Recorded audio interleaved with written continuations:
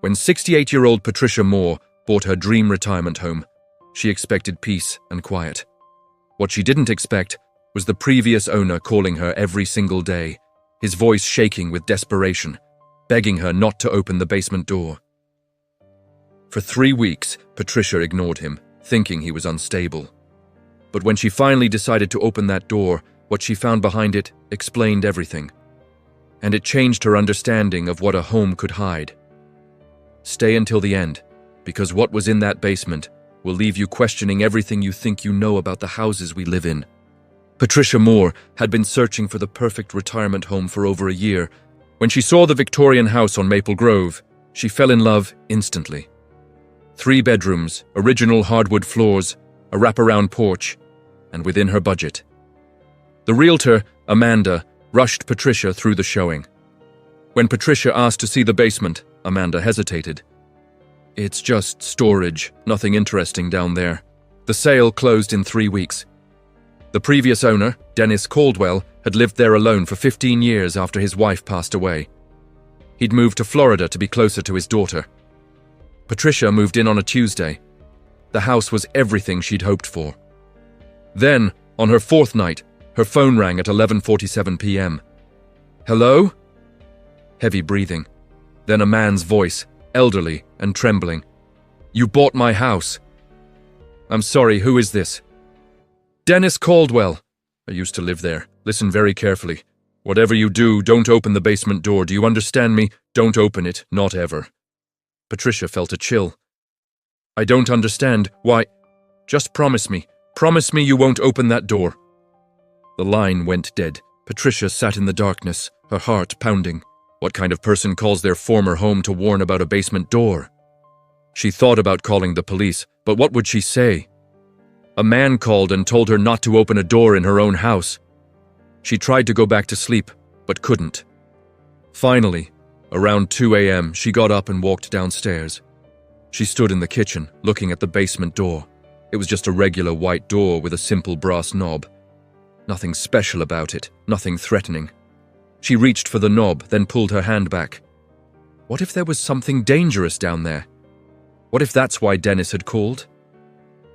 Patricia decided to wait until morning. She'd call the realtor and ask what this was about. But before she could make that call, Dennis called again. And again. Every single day, sometimes twice a day. Always the same message. "Don't open the basement door. Please, I'm begging you." If this story is giving you chills, please hit that like button and subscribe to our channel. We share stories that stay with you long after you've heard them. Stories that make you think twice about the ordinary things around you.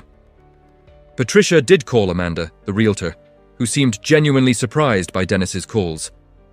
"That's very inappropriate," Amanda said. "I'll contact him and tell him to stop harassing you. As for the basement, I was down there during the inspection. It's just old furniture and storage boxes, nothing unusual." But the calls didn't stop. If anything, they became more frequent. Dennis's voice grew more desperate each time. "You don't understand what you're dealing with," he'd say. "There are some things that should stay closed, some doors that should never be opened."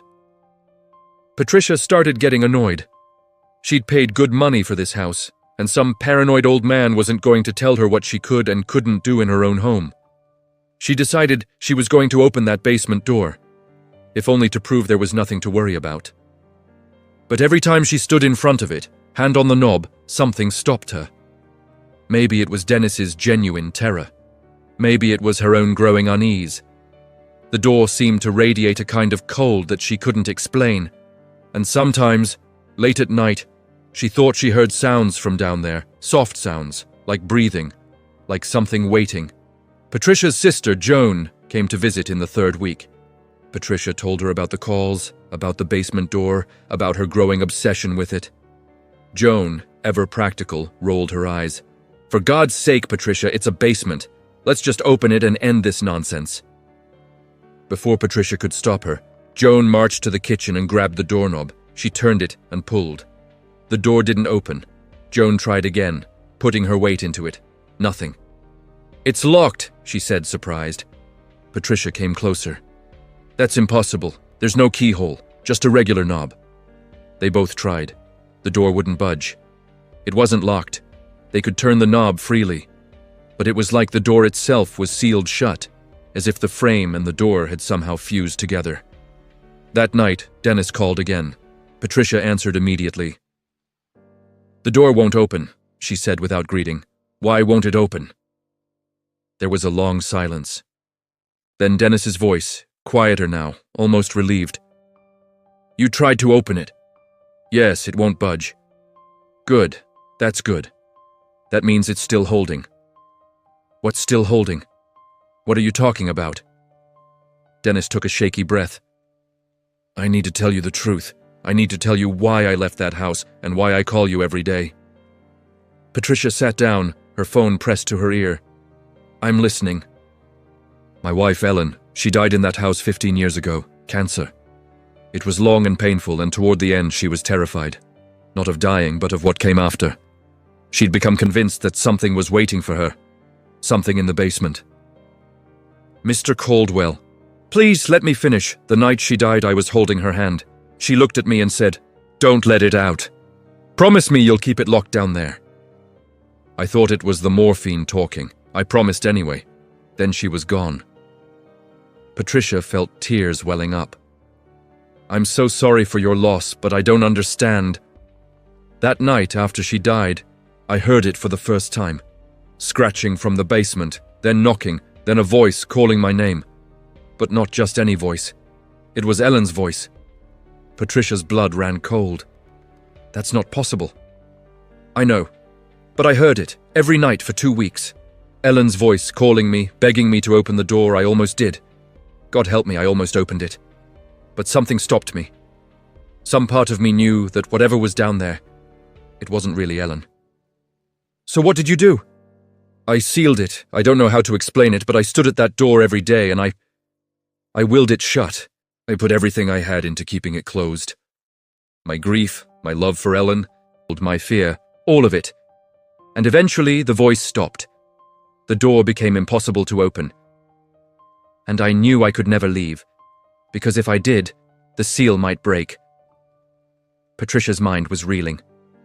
"But you did leave. You sold the house." "I had to. My daughter, she needed me. Her husband died, and she has 2 young children. She begged me to move to Florida to help her. I couldn't refuse.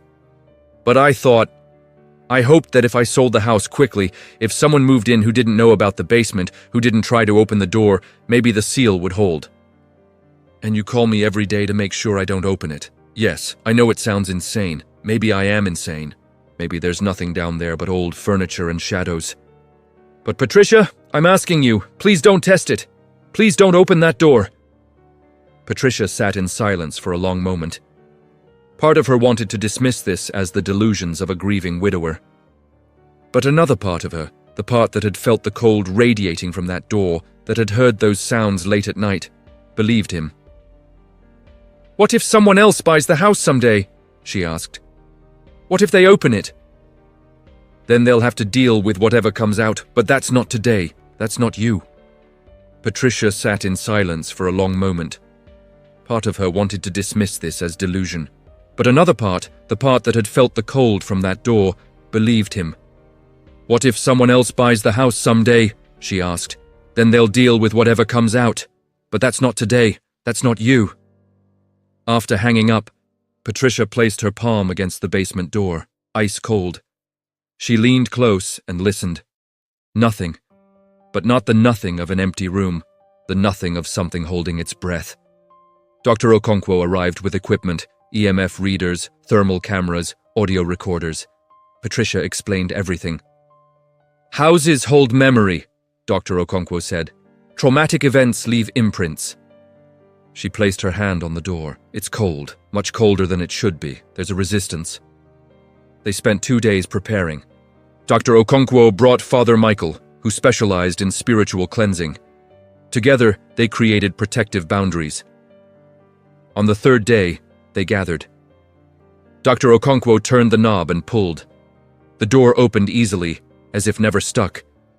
Cold air rushed out, bringing a smell of damp earth and sorrow. They descended. The basement had boxes and old furniture. But against the far wall was a wooden chair in a faded chalk circle. Hovering above it, transparent and flickering, was the figure of a man in 1920s clothing. His face gaunt, eyes hollow. "Theodore Ashford," Dr. Okonkwo said softly. Patricia felt crushing despair wash over her. This was a man who had failed his family, lost everything, chosen death. "He's not malevolent," Dr. Okonkwo said. "He's just stuck."